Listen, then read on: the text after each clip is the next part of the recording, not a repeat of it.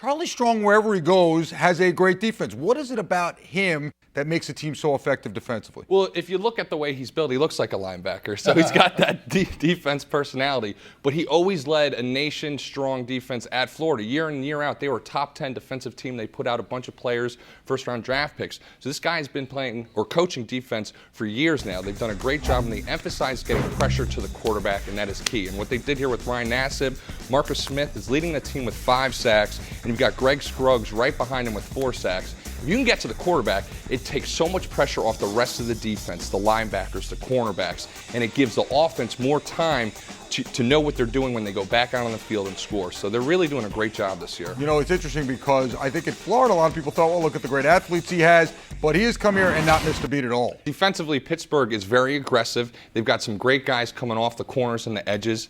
They're right in the middle of the pack, 5th in the league in sacks, so they're getting some good pressure there. But if you look defensively, the scheme, they also play a lot of great zone coverage. So I'm interested to see how that affects Bridgewater, but maybe they switch it up and go man and put a little more pressure on him. You never know. Ensuing South Florida drive, first down at the Orange 45, B.J. Daniels up top, Andre Davis. What a strike. I love this guy. When he's in fair weather, he can really play this B.J. Daniels. Obviously, USF takes over, and later in the quarter, 4th and 13 for Syracuse at the Bull 17. Nassib's pass dropped by Lemon in the end zone. You know what? He's got to really come down with that, and you can see how devastated he was. Whenever there's no wind, he does a good job, and he did a good job last night. It's very interesting to see how he plays this way, and I love the way he uses his feet. He really utilizes them well, and it takes pressure off the offensive line that has to be in a position like Nassib, giving him time and 6 seconds a click back there. Here, he just takes off and runs and does a great job. I mean, he had over 100 yards rushing. How about Chase Dodd back in at quarterback, sort of getting his job back? Sean, what do you think? How do you think that feeds into this game? Do you think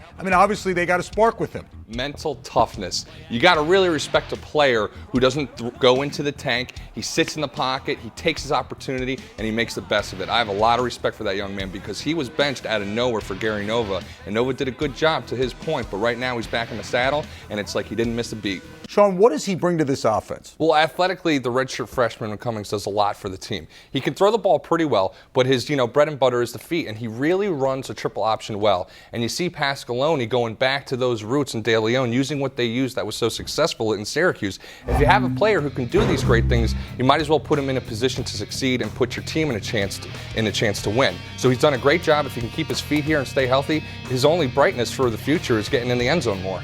And one of the best things about this guy, so many people naturally would be very depressed and upset. This guy's happy he's 6'3" right now, standing up. So it's just, his personality is amazing, and everyone should live by the way that guy does, Eric LeGrand. He's just an amazing person. I tell you what, these 2 top teams up here, you got West Virginia, although Cincinnati dropped off a fair amount. My 2 pushers right now are Rutgers and Louisville. They have done such good things in the second half of the season, but it's still not over for those 2 teams. They need to win out, and then you'll see who is actually in the BCS game for the Big East Championship winner.